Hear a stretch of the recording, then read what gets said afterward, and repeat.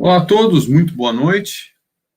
Mais uma vez, bem-vindos a esse trabalho gostoso que nós temos na quinta-feira, a preleção doutrinária da Fraternidade Espírita Irmã Sheila. Como sempre, gosto de comentar, sendo transmitida pela TV 7 e pelo canal da própria Fraternidade Espírita Irmã Sheila. Então, sejam todos muito bem-vindos. Quem for a primeira vez, né, eu sou Eugênio. Estou, nesse momento aqui, fazendo parte desse trabalho. Então, estejam muito bem-vindos, sintam-se muito à vontade a interagir, conversar, a colocar suas perguntas, suas dúvidas, a fazer comentários, né? E a nossa proposta aqui é de uma mediação, né? Então, nós temos dois palestrantes, sempre às quintas-feiras isso ocorre, a gente tem dois palestrantes em que nós conversamos sobre um tema. E o tema de hoje é um tema que é o tema em si, né, da semana, do mês de fevereiro, para esse ciclo de palestras, é um tema da paz. E hoje nós temos o tema da paz de Jesus e a paz do mundo. Então nós vamos aqui tentar, né, trazer algumas reflexões, tentar ser meio para a espiritualidade, transmitir muito conhecimento, muita sabedoria, algumas coisas importantes sobre o tema. Antes de falar disso, eu tenho alguns recadinhos. A Fraternidade Espírita Irmã Sheila é uma comunidade que oferece cursos, né? Então, eu gostaria aqui de divulgar os cursos da FEIS. Quem tiver interesse em se integrar a algum trabalho de curso, basta acessar o site www.feis.com.br. Lá você vai encontrar uma aba Atividades, e em seguida você vai encontrar cursos, né? Esses são os cursos do primeiro semestre. Então, vai ter um documento em que você vai conseguir fazer sua inscrição, né? O processo seletivo começou essa semana, começou no dia 8, né? E segue. Eu conversei com o André, coordenador dos cursos, nosso grande amigo André, e ele me disse que ainda haviam vagas. Então, quem tiver interesse, procure lá, os cursos estão disponíveis agora. Importante falar que não estão lá todos os cursos. Isso é uma questão bem importante. Porque tem cursos que vão ter início somente no meio do ano, né? Vai ter início no segundo semestre. Então, ali estão os cursos que estão começando agora, né? E depois, lá no meio do ano, em junho e julho, deve ter uma divulgação para os demais cursos da casa. São muitos, né? No período que nós estávamos antes da pandemia, não sei como está agora, mas nós estávamos falando ali de mais de 1.000 pessoas em trânsito na casa, né? Então, é um número, assim, considerável, principalmente por questão dos cursos. Segundo recado da noite é sobre um seminário. Nosso querido Flávio Santos vai falar sobre felicidade e doação. Esse seminário está previsto para esse sábado, dia 13 de fevereiro. A abertura é de Armando Lui. Fiquem antenados, né, às 15 horas, é dado início a esse seminário. Tá bom?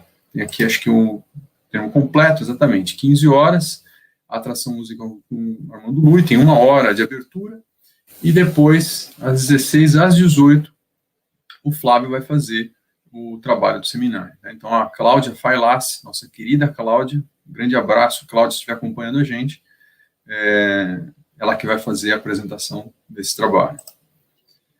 E, não menos importante, o terceiro recado da noite é apenas um abraço ao nosso vice-presidente da Fraternidade Espírita, o senhor Luiz Antônio, que está fazendo aniversário hoje. Então, nossas vibrações de muito amor e carinho, de muita inspiração para o trabalho que ele executa, com muita perseverança, muito amor. Nosso abraço, caro Luiz, muitas felicidades, muita paz. Então, vamos lá. Dados os recados, eu gostaria de chamar aqui, então, nossos amigos. Eu tenho aqui a Suzy e o Paulo já estão me aguardando a gente. Vou trazer aqui, primeiramente, a Suzy. Muito boa noite, Suzy. Bem-vinda mais uma vez. Boa noite a todos da Fraternidade Irmã Sheila.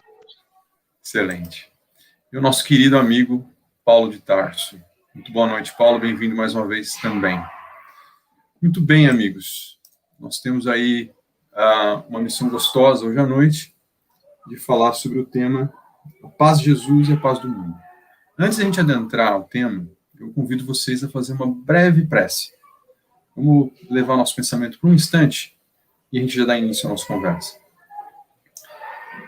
Que a espiritualidade amiga que nos acompanha, que nos ajuda, Cristo, nosso grande mestre, Sheila, nossa querida irmã, a todos os trabalhadores que nos apoiam, primeiramente, nosso muito obrigado, a todo o apoio que recebemos, a tudo aquilo que temos recebido.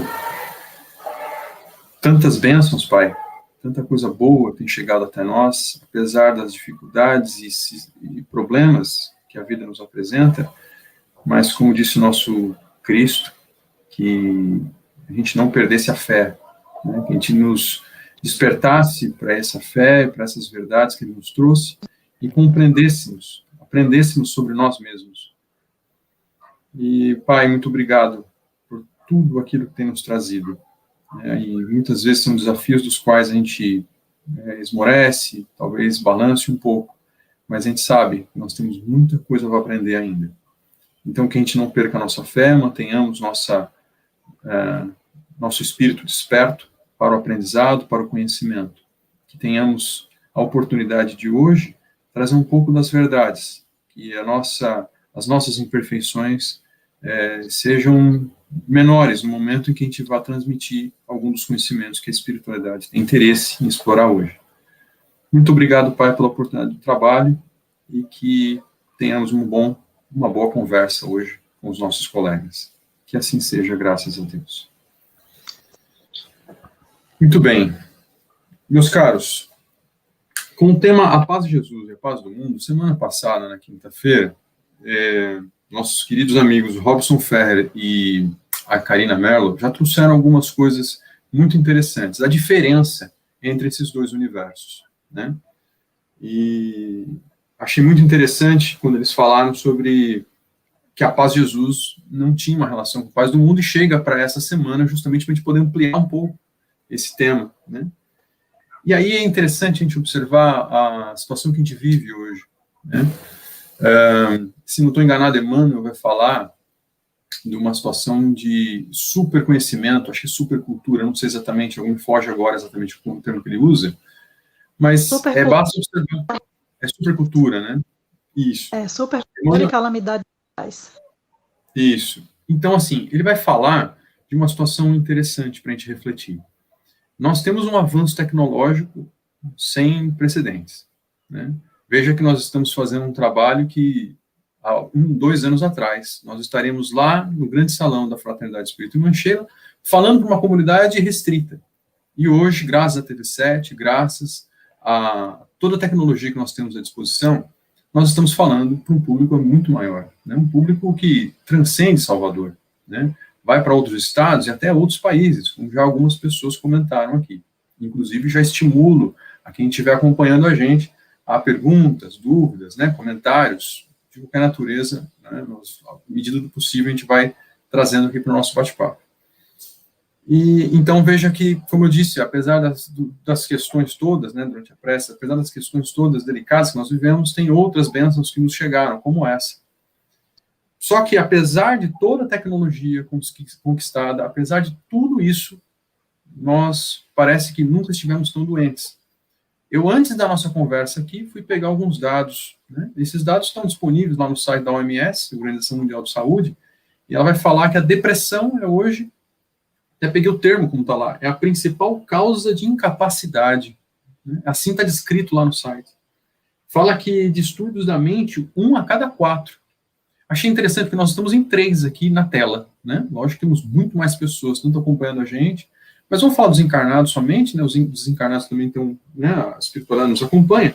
Mas se tivesse mais um aqui, a probabilidade de alguém de nós estar com distúrbio, né, mental seria razoável dentro dessa estatística, né? Já estaremos dentro dessa estatística. E que o suicídio vem crescendo cada vez mais. E quando a gente olha, principalmente, a classe do suicídio, que é uma questão muito, muito importante a gente falar, é que ela mais que triplicou quando a gente olha para os jovens até 20 anos. Então, é uma situação muito preocupante para a gente observar com muito carinho, muito amor. Por isso, a reflexão sobre a paz, né? A paz intimamente relacionada com a felicidade. Tanto que Emmanuel vai ter uma fala também dele, eu anotei aqui, felicidade verdadeira significa, acima de tudo, paz em nós. Então, acho que a primeira coisa que eu gostaria de pensar com vocês, deixar vocês, né, trazerem as reflexões iniciais para a gente poder começar esse bate-papo, eu começo com Suzy já, é sobre isso, essa paz de que o Cristo está prometendo, em comparação, né, em relação a essa paz do mundo, né? O que você pode trazer para a gente, então, de início, Suzy, já te passando a palavra, por gentileza? Em primeiro lugar, queria agradecer a você, Eugênio, sempre essa receptividade maravilhosa conosco. Queria saudar o nosso irmão Paulo, que divide conosco aqui na noite de hoje esse bate-papo. Então, vocês nos acolhem, a gente se sente assim absolutamente à vontade, estamos aqui como se estivéssemos em família, né, num culto no lar. E isso dá para a gente assim, esse clima bom de serenidade, de tranquilidade. Quando me foi passado o tema, eu realmente fiz algumas reflexões sobre isso e me deparei com uma situação bem interessante que nós estamos vivendo hoje aqui no Brasil. Foi lançado agora quero dizer 2021, que é data de janeiro, a 5ª campanha ecumênica da fraternidade. Essa campanha ecumênica é uma campanha que vem com todo aquele, digamos assim, aquela força, né, da CNBB, vem com a força também do Conselho Nacional das Igrejas Cristãs, né, do CONIC, nós temos alguns colegas, companheiros que fazem parte, e é um conjunto de forças, tanto católicas, batistas, anglicanas, luteranas, para tentar um diálogo entre os cristãos, né, o que é considerado como a igreja cristã. E para esse ano, eles escolheram o tema Cristo é nossa paz. Do que era dividido, se fez a unidade, que é um tema que está em Efésios 2:14. Agora, vocês propõem também um tema falando sobre Cristo, sobre a paz, então vejam como nós estamos nos movimentando nesse mesmo campo, né, morfogenético, uma ressonância maravilhosa.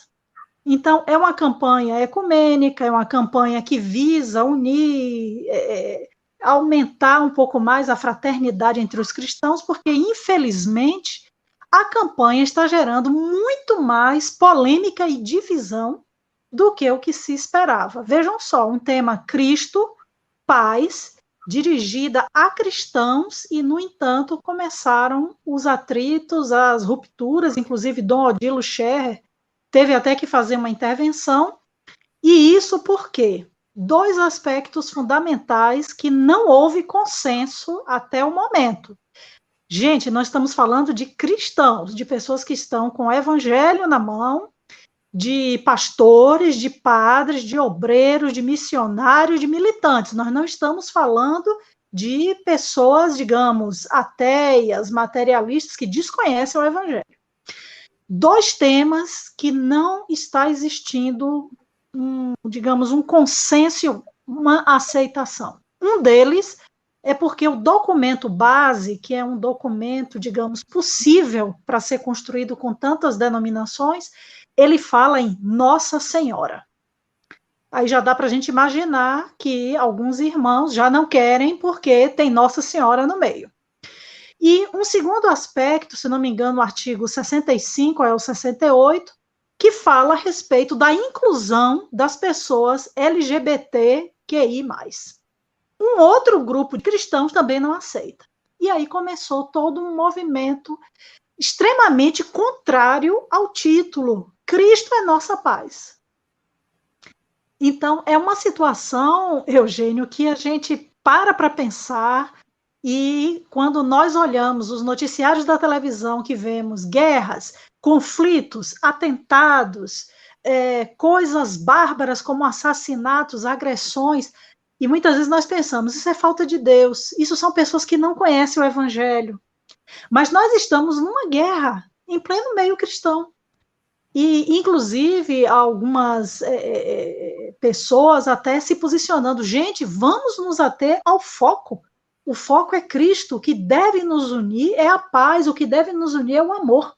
Mas ainda assim, existem pessoas que, mesmo sendo cristãs, estando no seio das igrejas, dizem, está falando em Cristo, está falando em paz, mas no fundo existe ideologias que querem nos impor Nossa Senhora e outros, e querem nos impor orientações que não aceitamos.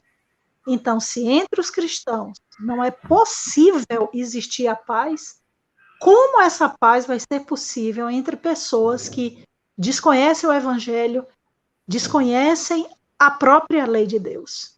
Então, o ser humano sendo ser humano. Não há mais, digamos, o que nós possamos esperar que não seja a ação da lei de causa e efeito para corrigir isso. Interessante.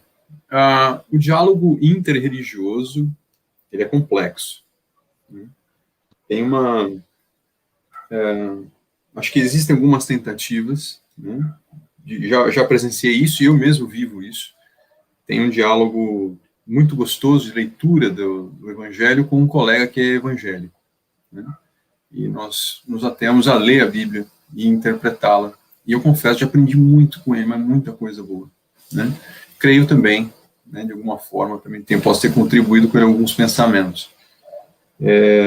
Mas realmente a gente precisa abrir o coração e a mente, né, para poder permitir com que esse trabalho, que a proposta é muito importante, muito boa, renovadora, interessante, né, mas o próprio Cristo já havia adiantado, né, de que não seria tão fácil assim, né, a gente ainda estaria envolvidos com algumas questões nossas e que talvez perderíamos o foco dele, como você bem trouxe, né, que afinal ele fala sobre isso, ele não separa ninguém, né, ele traz todo mundo junto dele.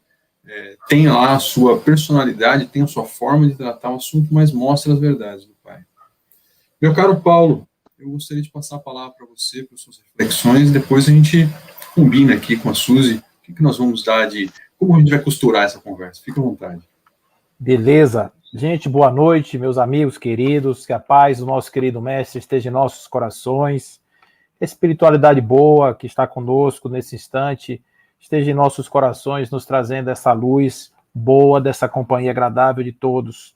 Queríamos aqui, desde já, agradecer aos companheiros da TV7, aos companheiros da Web TV Irmã Sheila, aos nossos amigos que estão conosco nesse instante, aos que depois irão estar também tendo a oportunidade de nos acompanhar aqui nesta nossa conversa agradável dessa noite. Eu queria saudar aqui minha querida Suzy, meu querido Eugênio, e dizer que realmente para mim é sempre muita alegria. Deixar aqui um abraço carinhoso aqui para o nosso querido Luiz Antônio, que é aniversário dele hoje. É um abraço e o reconhecimento pelo trabalho de excelência que vocês fazem nessa Casa de Luz. Mas esse tema, ele é um tema muito interessante mesmo, porque o que Suzy traz traz muita evidência de que quando nós falamos do Evangelho, a gente precisa entender que o Evangelho não é um código de conduta moral que você possa simplesmente realizar e obter um resultado concreto com a sua aplicação. Se assim fosse, ele não seria um evangelho, não seria uma boa nova, seria um manual de boas práticas, ou talvez ele não fosse colocado na forma de parábolas, mas talvez mais no formato mosaico, né? Um formato de leis, não faça isso, faça aquilo, faça desse jeito, não faça daquela forma. Jesus foi muito inteligente quando ele desconstruiu essa maneira de estar no mundo, estar com as coisas do mundo, quando ele dizia da hipocrisia, dizendo que ele não aceitava aquilo que saía da boca, mas que não tinha raiz no coração. Aquilo que não era de fato, que não procedia de fato da alma, isso para ele era algo que ele não conseguia entender. Ele chamava essas pessoas de sepulcros caiados. Eram aqueles que eram bonitinhos por fora, mas eram muito podres por dentro. Então, o conceito de verdade libertadora que ele traz, é o conceito de uma existência transformada a partir de uma nova perspectiva. É muito mais do que simplesmente nós tentarmos seguir os passos de Jesus observando os seus códigos de conduta. Eu digo isso sempre para amigos, quando eles falam, mas nós poderíamos reviver aqui a Casa do Caminho. Eu digo assim, mas nós precisamos primeiro entrar na mente das pessoas da Casa do Caminho para saber se eles de fato, naquele momento em que eles abriam mão dos seus pertences, se eles estavam satisfeitos ou estavam apenas fazendo algo em nome de alguma coisa que poderia ser no agora ou no porvir, porque somos humanos, e enquanto não estivermos transformados de fato naquilo que nós podemos ser, porque já trazemos dentro de nós a crisálida do anjo, a luz já está dentro de nós, enquanto nós não colocamos isso para fora, nós ainda vivemos nas sombras, não é? Nós vivemos na fase da simplicidade e da ignorância. Então, esse cenário que nós estamos vivendo hoje, ele é resultado, muito assim, de maneira simplificada, de um abandono que o homem teve da complexidade da existência, se segurando ou se afirmando apenas nas ideias do monismo baseado na matéria, aonde a matéria explica a matéria, aonde as coisas tangíveis explicam o mundo. A experiência única válida é aquela que eu consigo medir, mensurar, experimentar, que toca os meus sentidos. Aquilo que está para além, não é? Aquilo que está para além não existe.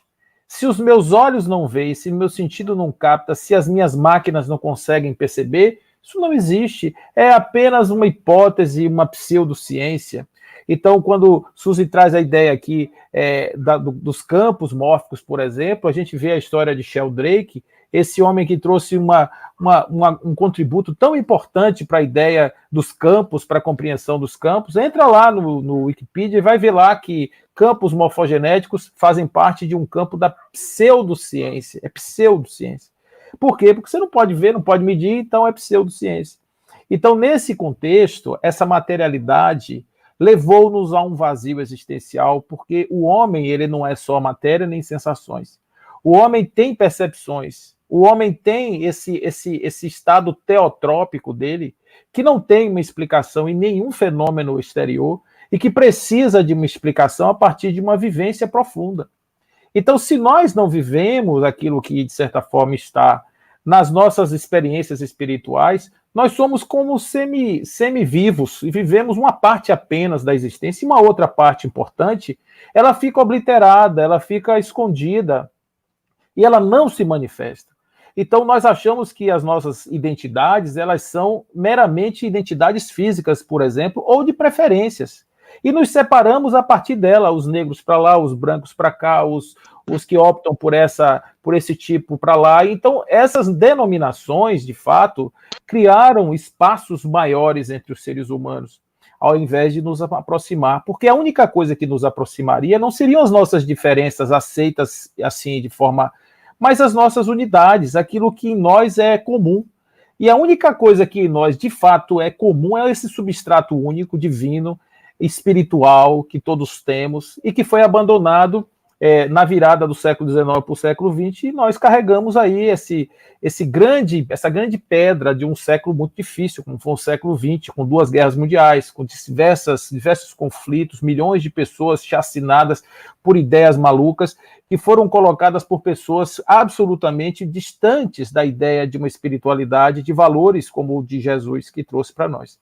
Então, hoje, você ser seguidor do Cristo, claro, você tem aí os diversos graus, vamos dizer assim, tem aqueles que são os mais ortodoxos, que acham que devem seguir esses verbos, aquilo que está escrito nos textos, desconsiderando que esses textos passaram por sucessivas mudanças e que eles não necessariamente devem ser vistos na letra que mata, mas no espírito que vivifica. Então, essa categoria hoje, ela cria uma série de problemas, como Maria, a interpretação dos textos, as imagens, etc., que não contribuem nada.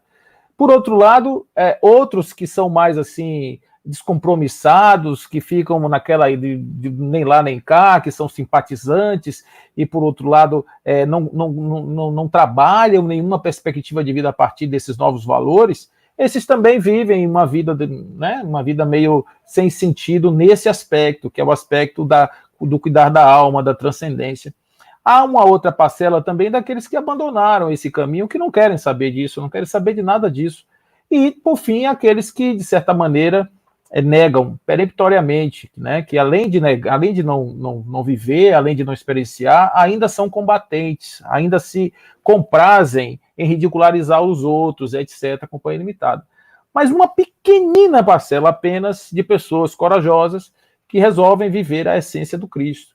Porque quando ele diz eu não vim trazer a paz, mas eu vim trazer a espada, é um convite a dizer que a sua paz, para ser obtida, não é obtida senão através de um conflito interior, um conflito onde você vai realmente ter uma reconstrução de valores, de possibilidades, e a partir daí a possibilidade de viver uma vida em outro estado, em outro nível, vamos dizer assim, né? Que é essa conquista de um estado de plenitude que não dependa desses infortúnios do mundo. Dr. Rolomei, só para finalizar aqui minha fala inicial, Dr. Rolomei, ele dizia no século passado, na década de 50, que o vazio existencial era o grande problema da década de 20. Então a gente acha que o problema existencial é hoje um problema do século 21, né, da década de 20, mas há 100 anos atrás, Dr. Rolomei já identificava que esse problema já existia na humanidade. Então essa história é uma história que vem se agravando, porque o materialismo se acirra, né, essa vontade de se apegar às coisas do mundo, às separações, etc., o impermanente ganha evidência e o espírito morre dentro de nós, nos tornando um vazio, trazendo um vazio muito grande. Olha, a fala de vocês dois me remeteu a uma história clássica que eu gostaria de trazer como exemplo apenas, porque tem muitas outras, e eu gostaria de explorar com vocês pelo menos uma parte dela, quando a gente olha para Saulo de Tarso, em que era um homem muito inteligente, nascido de família rica, detinha muito poder, tinha estudado com grandes ícones, né, tanto da cultura grega quanto da cultura judaica, né? Gamaliel era um grande sábio, né, reconhecido até hoje como um grande sábio, tinha uma belíssima noiva, enfim, Saulo de Tarso demonstra ser aquele homem fora do seu tempo, por exemplo, hoje, aquela pessoa que todos desejam ser, né? Talvez que tenham elementos, ou pelo menos evidências, de que teve sucesso. Porém, Saulo de Tarso tinha um problema, né, em que ele incomodava muito ele, quando ele olhava para quando ele começou a ter contato com aqueles seguidores de um nazareno que veio lá da Galileia e que havia, enfim, sido morto numa cruz, ele percebia que mesmo eles sendo açoitados, eles demonstravam uma paz de espírito impressionante, uma tranquilidade interior da qual ele não tinha. Então, aí eu gostaria de separar as coisas, né? Onde nós temos Saulo de Tarso, um homem que detinha tudo aquilo que o mundo pode oferecer, talvez, em comparação àquelas pessoas que ele mesmo observava que não tinham nada, ou não tinham aquilo que ele tinha, mas que tinham algo que incomodava muito ele. E um deles, em especial, Estevão, né, como é contado na obra de Paulo Estevão, justamente no momento em que estava ali conversando com Abigail, já pertinho da sua passagem, vai falar para ela que ele desejava muito bem a Saulo, porque ele seguia muito, mas muito bem Moisés. Imagine quando ele descobriu Cristo. Então, ele tinha uma paz tamanha interior que mesmo naquele momento, que é justamente o que aconteceu com Cristo, né? Porque quando Cristo fala, eu venci o mundo, mas, poxa, quem olha para ele fala, mas peraí, ele venceu o mundo de que forma? Ele saiu pela cruz. Depende muito da forma como a gente olha. Então, olha que interessante a gente poder observar e separar essas duas coisas, observando o que Suzy nos trouxe, o que você também nos trouxe, querido Paulo, em relação a essa dicotomia, essa diferença que nós temos de paz do mundo e paz do Cristo. Que as conquistas materiais não necessariamente garantem essa paz interior. Essa paz interior é algo voltado para dentro de nós. E se a gente observar, para eu fechar minha fala aqui, já voltar a palavra para vocês, para estimular vocês a pensarem, se a gente olhar para as parábolas do Cristo, todas elas remetem a algo interior. Quando ele vai falar do fermento, ele está falando de um fermento que está dentro da massa. Quando ele vai falar da semente, a semente que está dentro da terra. Quando ele vai falar do peixe, o peixe que está dentro do mar. Então, todas as parábolas dele têm alguma coisa que remete a algo que está dentro. Isso é uma coisa muito interessante para a gente poder pensar, porque, novamente, no no Livro dos Espíritos, quando Kardec pergunta para Santo Agostinho, né, ele vai falar sobre aquela reflexão interior que ele faz após o dia vivido. Né, antes de se deitar, ele faz aquela reflexão. Então, ele volta-se para dentro. Aliás, o próprio Saulo de Tarso fica cego. Cristo o cega justamente para que ele possa olhar para dentro. Né? Quando a gente olha a paz que o mundo oferece, talvez ela não ofereça essa oportunidade de olhar para dentro. Né? Ela esbarra nessa situação, mas não oferece. Eu gostaria que... Vou voltar a palavra para a Suzy. Com esse pensamento, Suzy.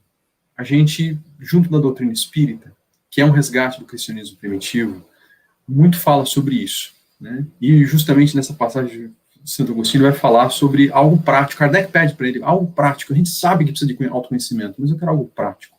E ele fala sobre isso, essa reflexão interior. Gostaria que você trouxesse para a gente agora o desdobramento, né, de tudo que a gente já trouxe. O que você gostaria de explorar, por gentileza? Isso. Então, a gente, como já foi bem falado aí pelo Paulo, nós vivemos um mundo de exterioridades, né? Muitas vezes até no nosso meio espírita, nós nos impressionamos muito com o que está do lado de fora e esquecemos essa vivência interior.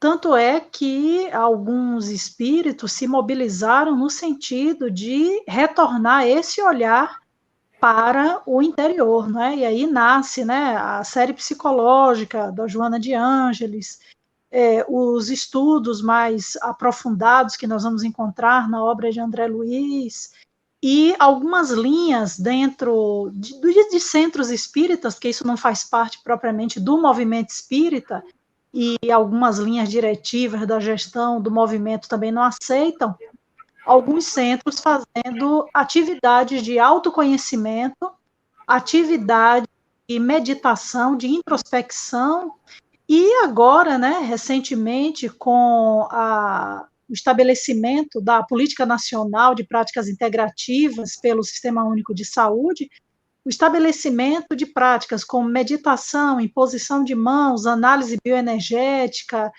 constelação familiar, entre tantas outras, como práticas de saúde.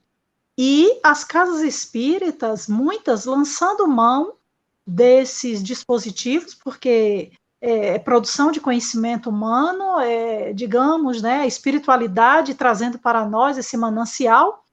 Por quê? Porque nos centros espíritas, muitas pessoas, campeões de caridade, de sopa, de distribuir farnel, de visitar doentes, de fazer palestra, mas adoecidas. Né? Pessoas com alto índice de depressão, de ansiedade. De onde é que vem isso? Então, esse autoconhecimento que é necessário, né, olhar para esse chakra cardíaco, trabalhar um pouco mais essas nossas estruturas enrijecidas, que muitas vezes nascida de um certo orgulho, o orgulho de ser espírita, o orgulho de dialogar com os espíritos, o orgulho da própria prática, né, da caridade, fazem com que o indivíduo ache que o mundo é externo. Quando, na realidade, se a gente não se resolve bem interiormente, fica muito difícil, e aí vem as patologias, e elas vêm muito céleres, né? Nós temos dados, assim, muito interessantes também, provenientes de outras religiões, que são, assim, alarmantes. O alto índice entre pastores evangélicos, o alto índice de suicídio entre pastores evangélicos é absurdo. E já preocupa diversas denominações, digamos assim, né, aquelas denominações históricas. O alto índice de depressão entre mulheres de pastores, que é uma coisa que não é vista. Por quê? Porque elas são, digamos, como suporte na ação missionária dessas pessoas.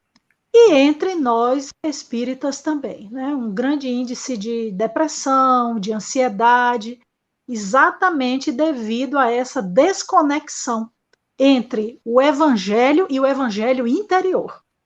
Essa vivência interior do evangelho, essa busca desse autoconhecimento, né, como está tão bem relatado no Livro dos Espíritos, que devemos buscar, como foi elucidado por você, Eugênio, essa nossa autorreflexão é um trabalho para gigantes, porque nem todos querem, existe aquela barreira do não posso adentrar isso, e aí os problemas surgindo, os problemas se multiplicando, as pessoas que não se aceitam, as pessoas que têm dificuldades em olhar para si mesmas, em reconhecer determinados problemas familiares, determinados pontos de emaranhamento de suas vidas, e ficam sempre naquela, não, a espiritualidade resolve, Deus está vendo, não, isso deve ser obsessão, e a coisa não é resolvida mesmo no campo forte do autoconhecimento. E aí permanecemos, né, blindados, rígidos, e as doenças psicossomáticas, as doenças físicas, e é uma situação que precisa que seja revista. Eu defendo muito que a Casa Espírita ela possa dialogar com essas possibilidades de novas intervenções terapêuticas. Não necessariamente como práticas institucionalizadas, mas até mesmo como cursos, como atividades, workshops. Se puder institucionalizar, ótimo, tendo profissionais capacitados, voluntários capacitados, isso é excelente.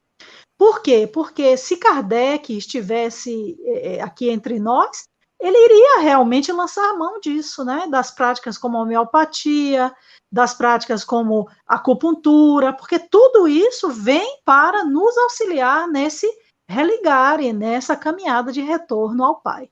Essa é a minha visão.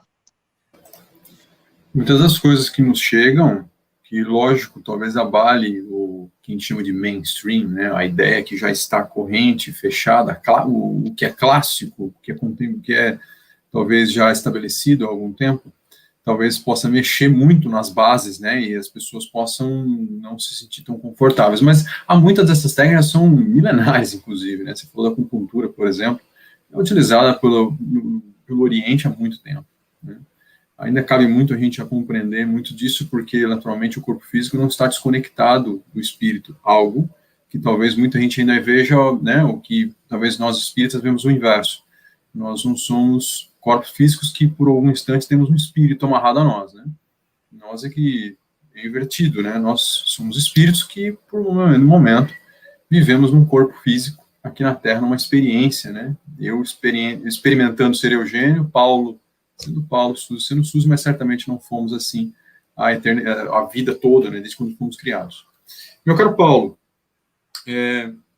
uma vez Buda, diz uma história de que Buda, numa conversa com o discípulo pergunta para ele, eu quero paz, né? E na fala de Suzy isso me lembrei, né? Me foi sugerido aqui como reflexão para a gente, porque Buda fala para ele muito simples, falou, meu cara, é muito simples, basta tirar o eu e tire o quero, e aí você vai ter a paz. O eu, o ego, o quero, o egoísmo, né? Talvez são os elementos que vão justamente complicar nós atingirmos a paz. Essa viagem interior, né, esse convite do Cristo para a nossa viagem interior, tem muito disso, e naturalmente que a doutrina espírita nos resgata isso, né, para a gente compreender. Porém, o médico das almas, nosso querido médico das almas, trouxe a receita, trouxe uma série de coisas, trouxe o evangelho, mas nós ainda somos um tanto rebeldes.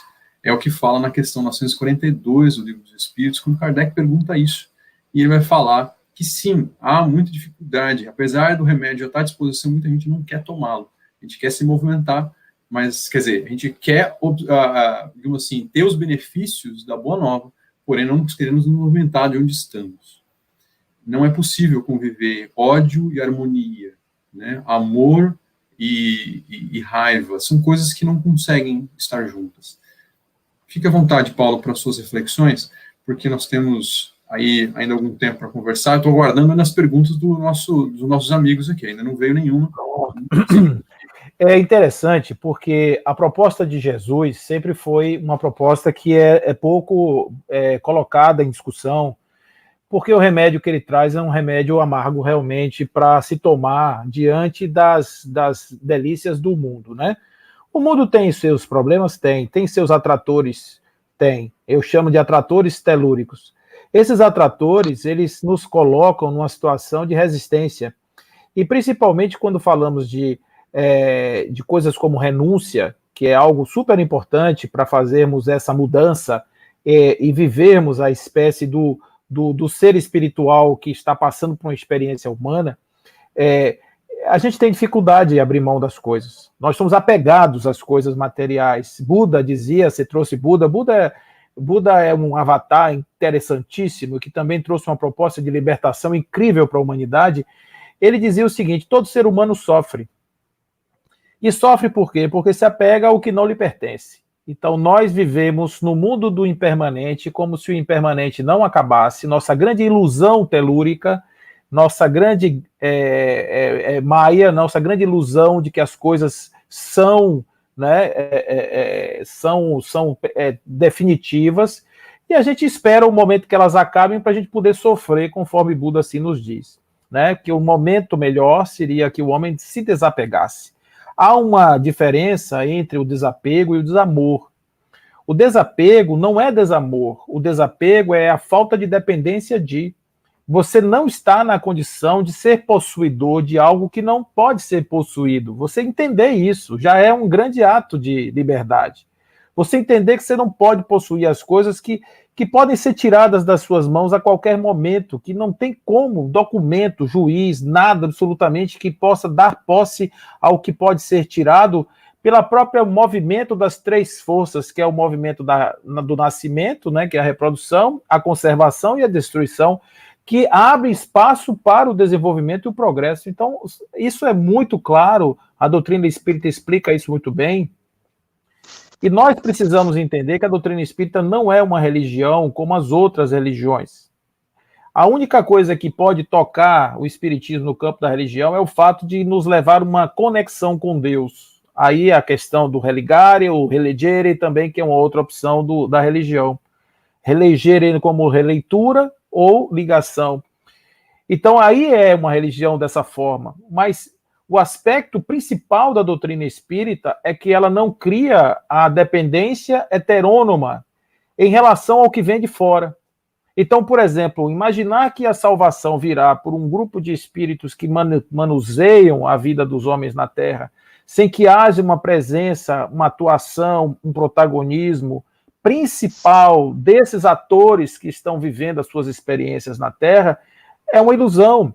Acreditar que as forças cósmicas, a grande inteligência suprema, tenha uma sala de controle com um videowall lá, onde ela fica olhando com alarmes, Paulo está em perigo. Quem é Paulo? Não, Paulo é um cara legal, então aperta o botão da salvação para Paulo, porque o outro não é legal, então aperta aí o bueiro para o outro cair no bueiro. Não existe isso. Absolutamente. Isso é uma desconstrução que foi feita para nós espíritas. Mas como nós ainda temos no nosso atavismo muito dos resquícios das nossas religiões tradicionais e muito também das nossas encarnações passadas, muitos de nós que somos espíritas hoje, que fomos aqueles da igreja do passado, ainda trazemos essa necessidade da heteronomia, e a conquista pela autonomia do espírito é um passo sempre a um porvir, sempre muito um parto, como diz Joana de Anjos, um parto dorido. Porque precisa renúncia, precisa, como Allan Kardec diz, abnegação e devotamento. Precisa a compreensão do ser espiritual, a valorização do ser espiritual muito mais do que o ser material. Preservar a instância do espírito, por exemplo, na ideia da colheita, da plantação, do plantio e colheita. Né? Você trouxe aí uma das parábolas mais complexas e completas do Evangelho e, ao mesmo tempo, uma das mais simples, escritas, talvez com pouquíssimas palavras. O reino dos céus é como a mulher que misturou o fermento na farinha até levedar. Aí você fica assim meio perdido, o que é que Jesus quer dizer com isso? Ele quer dizer isso mesmo, que as coisas vão acontecendo devagar, a gente vai sendo... os erros, gente, fazem parte desse processo. Nós não podemos pegar pessoas ignorantes e tirar o erro dessas pessoas, porque o erro serve para este aprendizado. É incrível como nós elegemos a dor como uma grande professora. É como vai dizer Emmanuel, né? Emmanuel diz assim: a paz no mundo é o sono enfermiço da alma. Então, se você não tiver a provocação, se você não cometeu o erro e não for instigado pelo seu erro na consequência, não há reflexão para a mudança.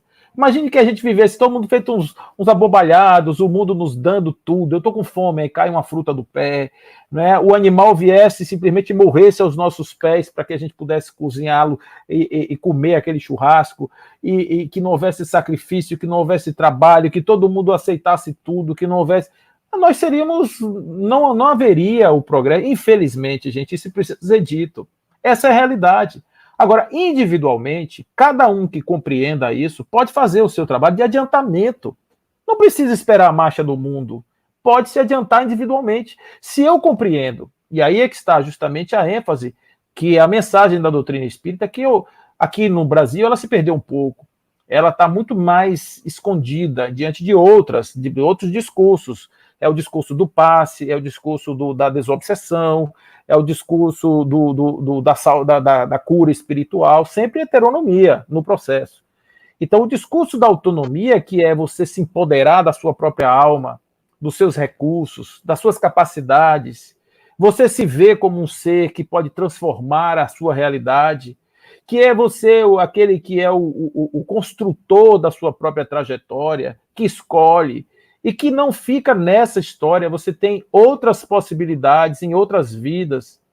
Esse indivíduo que tem essa consciência, que vive, ele não se atormenta mais com relação à questão do mundo, né? Jesus dizia: eu vos dou a minha paz, mas não como o mundo dá uma paz, que na verdade não é uma paz, é um armistício, e que você tem por fora uma ausência de conflito, mas por dentro você não tem como garantir que o conflito não exista, porque ele é visual. Essa paz do mundo é visual, ela é percebida, sim, através do noticiário, através das ocorrências policiais, mas a paz interior, que é a paz do conflito interior, que é como o mundo me atinge, é como eu venci o mundo, né?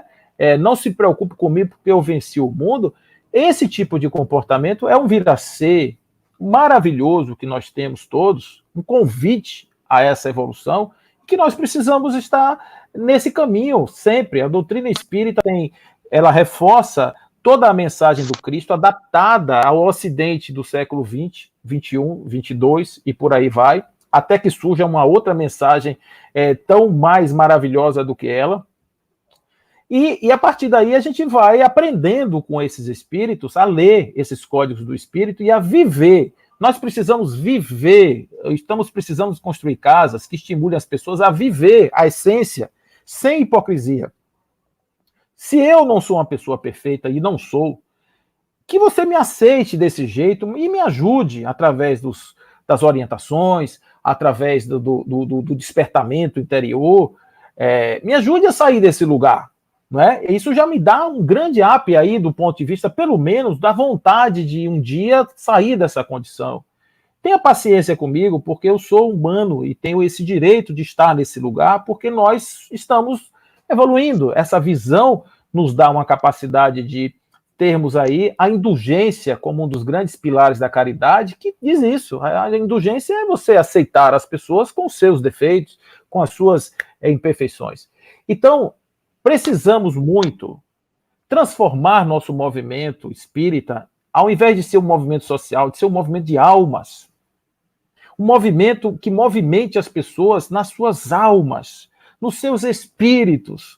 Allan Kardec diz uma coisa interessante: espírito é uma coisa secundária, a alma, para os encarnados, é a coisa primordial. Então, precisamos movimentar as almas e ficarmos no contexto do espírito apenas com uma inspiração e o conhecimento, mas saber que se eu não fizer nada por isso que está acontecendo em mim agora, essa grande alquimia, essa grande mistura entre um espírito e um corpo, se eu não trabalhar isso agora, aí eu vou perder uma das grandes oportunidades que a bondade divina me dá, que é a vida. A vida é a grande oportunidade de nós pegarmos um espírito que está meio tonto, enjaularmos em uma forma física definida, com ainda um quê de ignorância, mas um ápice de potência, com uma grandeza de potência, que ela consegue ver-se a si mesma, autorreferenciar-se e melhorar a cada dia. Esse aqui é a bondade de Deus que nos dá a todos e que nós devemos, todos os dias, bater na cabeça das pessoas com a consciência, com a mensagem doce, dizendo, é hora do despertar. Vamos despertar a nós todos que dormimos. Excelente, meu caro Paulo.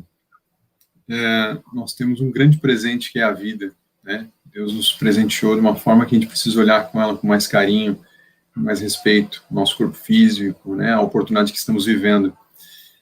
A fala de vocês dois trouxeram aqui alguns comentários, perguntas, e a primeira que eu vou trazer aqui, eu vou começar pela do Jorge Guilherme Silva, que ele vai citar aqui o que Suzy, eu passo para a Suzy já fazer os comentários.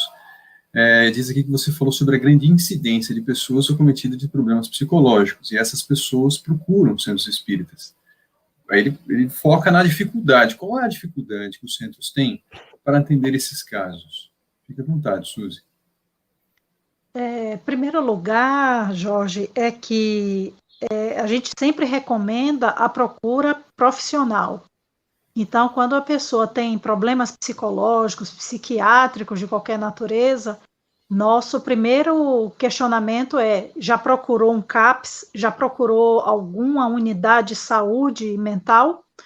Quando a pessoa diz que não, nós procuramos incentivá-la, né? Isso é fundamental, esse encorajamento para que haja o acompanhamento médico e não ficamos somente no tratamento da casa espírita.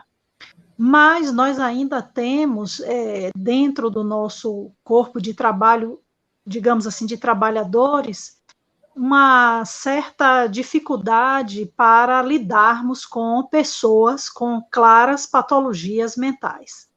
Os processos obsessivos, as questões nas quais temos uma melhor orientação espiritual e temos também mais estudo, mais treinamento, já temos as nossas dificuldades que bem sabemos. Agora, imagine as questões dos transtornos mentais, dos transtornos psiquiátricos, né? Que aí passa por toda uma formação. Existem profissionais, não é? Psicólogos, psiquiatras, que a ciência, que as universidades formam para que elas possam agir, não só com suas intervenções, mas também com prescrição de medicamentos, né, no caso dos médicos, para atuar sobre aqueles problemas. No nosso caso, a Casa Espírita, eu vou falar da nossa experiência, da nossa Casa Espírita, nós trabalhamos como suporte. Então, é fundamental que exista o acompanhamento médico, psiquiátrico, psicológico. A Casa Espírita, ela não oferece esse tipo de tratamento. Nosso acompanhamento é de cunho social, espiritual. A ação da terapêutica desobsessiva associada ao tratamento médico, ao tratamento psicológico, potencializa e pode até chegar à cura, não é? Isso nós não podemos bater carimbo que vai curar, porque depende de muitas variáveis, e também a própria integração e aceitação da pessoa nos diferentes núcleos de trabalho. Nós estamos aqui no meio espírita e precisamos deixar isso bastante claro para que as pessoas não busquem sempre, diante de transtornos mentais, psicológicos, isso aqui é problema espiritual, isso aqui tem que... Sempre nós procuremos antes a ajuda médica, a ajuda psicológica, para que a Casa Espírita ela possa, através da ação dos seus trabalhadores, do pessoal qualificado, agir no suporte terapêutico para essas pessoas, seja o suporte religioso, né, dando aquela resiliência, dando aquele bem-estar que as pessoas precisam, integrando essa pessoa em grupos de trabalho, grupos de assistência social e também as terapêuticas desobsessivas. Excelente. Importante sempre reforçar que o tratamento espiritual, né, oferecido pelas casas espíritas, do meu ponto de vista, creio que Suzy e Paulo devem concordar comigo, jamais deve substituir um tratamento clássico, né, da medicina oferecida à ciência, né, e então é por isso que Kardec fala, né, do tripé, ciência, filosofia e religião. Então, a gente não pode desconsiderar o que a ciência nos oferece, jamais.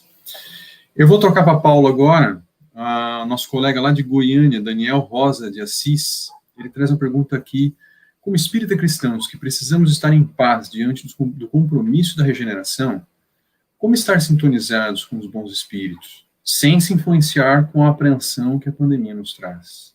Ou seja, sem olhar para o lado do copo vazio em relação à pandemia, né? Fica à vontade, Paulo. Epiteto dizia que a vida pode ser vista de qualquer forma. Você pode ver a vida da forma que você desejar. Então, uma das coisas que Daniel fala aqui é que nós precisamos estar em paz. Eu só faria um pequeno ajuste, é que nós podemos estar em paz. Então, poder estar em paz é diferente de precisar. Precisar gera uma ansiedade e uma culpa. Eu sou espírita cristão que não estou vivendo em paz porque eu estou angustiado com o noticiário, com as coisas do dia a dia, com as coisas que estão chegando. É natural, nesse momento, estarmos todos atentos, seguindo orientações seguras de proteção. Afinal de contas, há aí fora um risco potencial da existência humana. E embora nós, enquanto espíritas, saibamos, conforme questões 835, se eu não me engano, 823, nós sabemos que a hora da morte realmente não tem o que fazer. Então, a gente evita, como um ato de sobrevivência e um ato de louvor à vida, nós temos que cuidar do corpo da melhor forma possível. Mas a paz interior, ela só vai ser conseguida por atitudes que levem a essa paz interior. A meditação, evitar estar diante das conversas que levem a esse tipo de assunto de forma calamitosa. Embora eu tenha ideia da gravidade, eu não preciso ficar me alimentando de um noticiário trágico que traz, por interesse XYZ lá, números, às vezes inflamados, às vezes incertos, às vezes até corretos, mas com um tom avermelhado, vamos dizer assim, no sentido do sangue daquela mensagem. Então, a partir do momento em que a gente começa a se privar um pouco desse tipo de ataque, a gente tem menos influência desse trabalho que está aí fora. A questão aí ainda, trazendo aqui, bebendo da fonte de Suzy, com relação a essa questão da psicosfera, dos campos mórficos, etc., nós precisamos lembrar que esse momento de pandemia, de assustarmos todos juntos, estarmos assustados juntos, isso forma um campo, uma egrégora de uma energia muito tensa, e a Terra precisa ter aí um trabalho de limpeza dessa psicosfera para que nós possamos, inclusive, ter mais resistência física para resistir a esse tipo de ataque que nós estamos passando aqui agora. Então, só fazendo aqui um pequeno ajuste, nós podemos estar em paz com atitudes que venham nos trazer a preservação do nosso estado íntimo e também exercícios de resiliência e de fortalecimento das nossas entidades psíquicas para que a gente possa passar e atravessar esse período com tranquilidade, com paz e ainda com força para ajudar aqueles que eventualmente caiam à nossa frente. Muito bom. Obrigado, Jorge, obrigado, Daniel, pelas perguntas. Outros comentários estão aqui, eu não vou me estender, até por conta do horário, já estão em cima do horário para, infelizmente, encerrar o nosso bate-papo. Eu só gostaria de tomar de vocês um breve finalzinho, né, para a gente poder encerrar. Eu dou novamente a palavra para vocês. Gostaria de colocar aqui um pensamento de que a postura da grande maioria das pessoas, né, já ficou claro para nós que ela não nos traz paz. E aí nós temos alguns ismos, né? Imediatismo, consumismo, individualismo, várias coisas que eu até anotei aqui quando estava pensando, refletindo sobre esse nosso bate-papo, e que a fórmula não é essa, né? Apesar da grande maioria, o mundo nos oferecer muita coisa, né? Como o Paulo trouxe, esse noticiário que muitas vezes não nos ajuda, né? Então a gente tem que saber realmente selecionar e observar isso. Então, gostaria que vocês... Aí volto para Paulo, depois eu trago para a Suzy para esse encerramento. Gostaria que vocês falassem, né, o pensamento de vocês para o nosso encerramento sobre aquilo que, como cristãos, como espíritas, né, o que mais podemos usufruir, beber dessa fonte maravilhosa que é o cristianismo, que é a doutrina espírita. Fique à vontade, Paulo, por favor. Bom, para concluir aqui o nosso trabalho, eu queria agradecer aos nossos amigos do Face pelo convite, agradecer aqui a Suzy por essa inspiração de estar aqui com ela, aprendendo dos seus ensinamentos, a Eugênio, esse amigo querido, e dizer que nós precisamos ouvir o Cristo.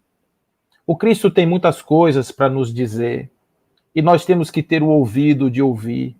Nós temos que abrir o nosso coração para deixar que essa mensagem doce não controle as nossas mãos, os nossos pés, ou até mesmo os nossos pensamentos.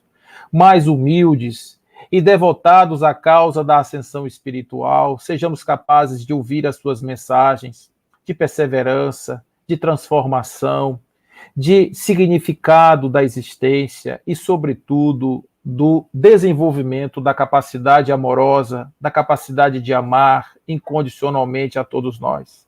Precisamos ouvir e viver. Viver mais do que pregar, viver mais do que dizer, viver mais do que estar frequentando lugares aparentemente cristãos, mas trazendo um coração humano preso às questões da matéria.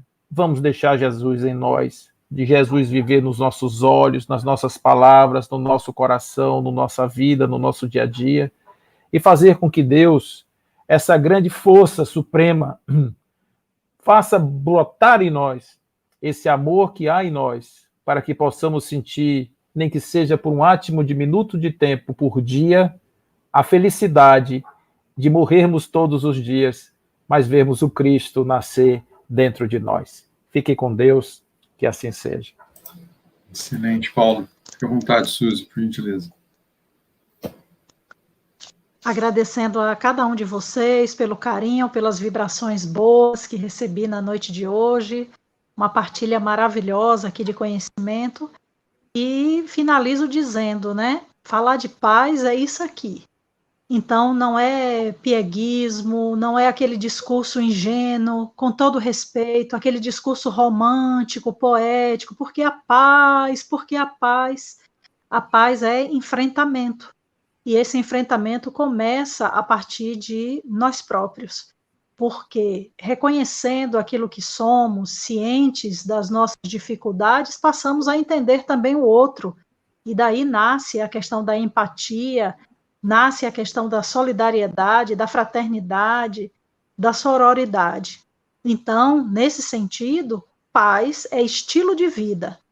Paz não é uma conquista exterior que se consegue através de declarações, através de reuniões intermináveis. Paz é movimento da alma. Conta-se nos registros históricos que Einstein, muito incomodado, ele que viveu, não é, ali a Primeira Guerra, a Segunda, e na iminência da Segunda Guerra, ele questiona a Freud. Será possível que o homem vai sempre viver na guerra e no ódio?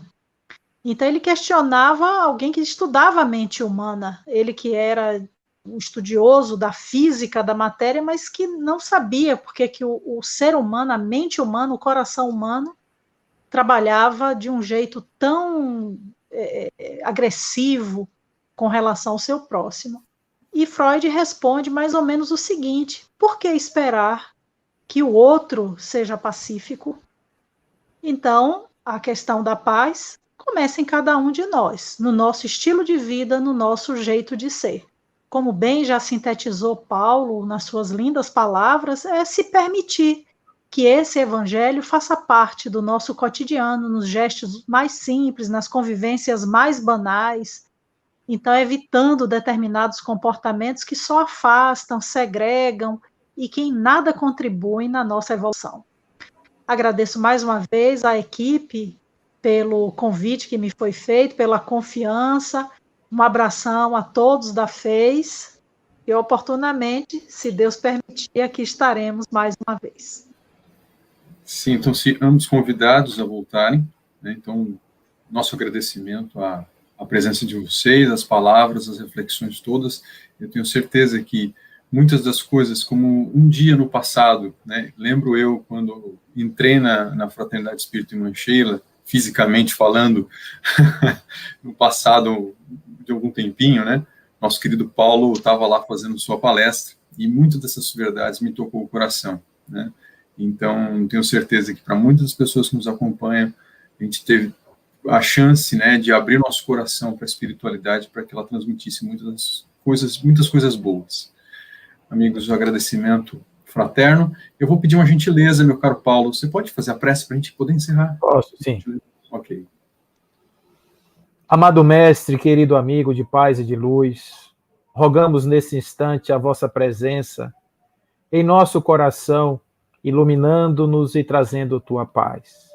A tua paz, a paz da renúncia, a paz da abnegação, a paz do devotamento, a paz da caridade, a paz do amor incondicional, a paz da conexão única com Deus, a união com o Pai, a união com o próximo, em um mundo de todos um, em um mundo onde todos estejamos unidos pelos laços fraternos do teu amor.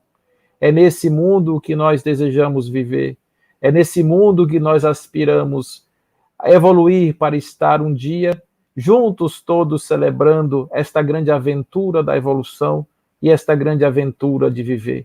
Obrigado, Senhor, pelo dia de hoje. Obrigado, amigo querido, pelas oportunidades que temos de pensar e refletir sobre as nossas vidas, que tenhamos todos uma semana de luz, uma semana de paz, iluminados pelas reflexões amorosas de Jesus. Fiquemos com Deus, que assim seja. Que seja. Seja. Um grande abraço a todos, muito boa noite, muita paz a todos. Até a próxima. Tchau, gente. Tchau, Deus gente. abençoe. Tchau, Eugênio. Tchau, Paulo. Tchau, Suzy. Tchau, Eugênio. Tchau, tchau.